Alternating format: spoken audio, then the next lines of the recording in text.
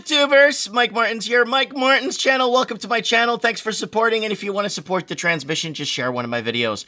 ANZ woos property investors with interest-only loan change.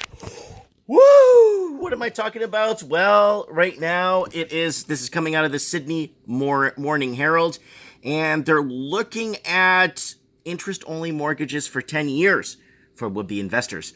And it is everywhere. Look at this. ANZ loosens investors IO, or 10-year lending policy.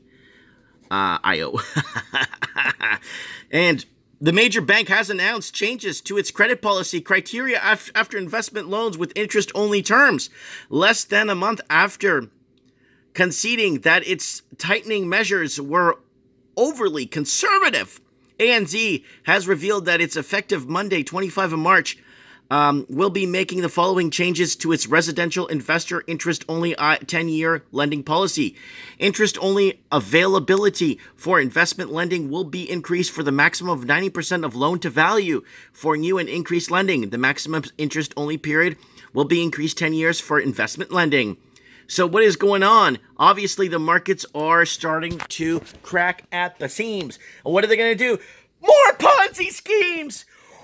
Woo! It's right. It said it in the title. It's right. Sorry, I'm losing my voice. ANZ Bank loosening some. Okay, the big four lenders on Thursday said it would again start offering customers an interest-only period up to 10 years, up from 5 years now. It will also allow interest-only loans where the customer has a deposit of 10% on the property value, where previously it is required of 20% deposit. So they're Ponziing it up, down under. They should make a whole song for that. ANZ, here we go. The changes are to clear signal the bank is trying to spur the growth of the housing investor market, where interest-only loans are the most popular, after Chief Executive Shay Elliott said this month admitted it had been so overly conservative. It also the latest sign of loosening restrictions and investor interest-only loan growth after the Australian Prudential Regulatory Authority late last year removed caps on these types of mortgages. So a lot of interest-only mortgages are coming up to re-signing, and are up to term. So people are going to have to re-sign. Now, what comes in to save the day?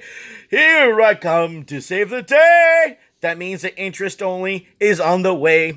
ANZ told mortgage brokers the policies is now revising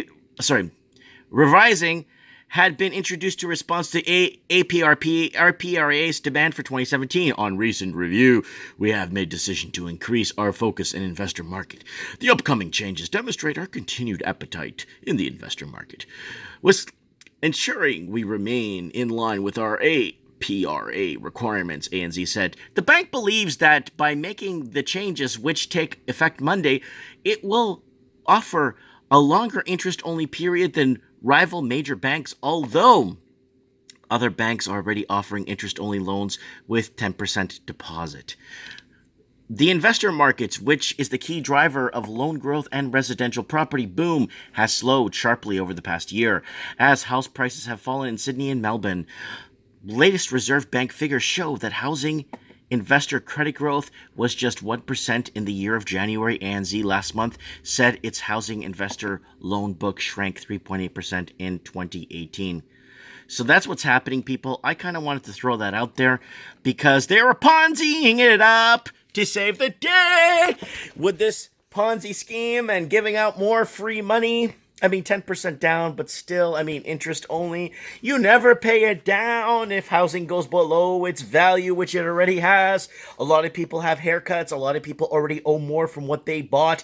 So they're going to try and maybe refinance with their HELOC and their second mortgage and their car loan. Try and see if they could bundle that up in a jumbo mortgage. And that's what they're going to be. We'll see what's going to happen. It's really interesting to see the turn and shift of disparity in the banking. And now with banks, I think 50% of their portfolio is going to be interest-only mortgages. Nothing gets paid down, and the consumer is forever indebted to the banks. But this will take an impact and a kick in the head to the consumer market spending on buying your blender, microwave. How are you going to do that when all your money is just going to live? It's going to be really tough. But they got to get things in line. They got to get your total debt service ratio fitting. And what's the best way to fit a total debt service ratio?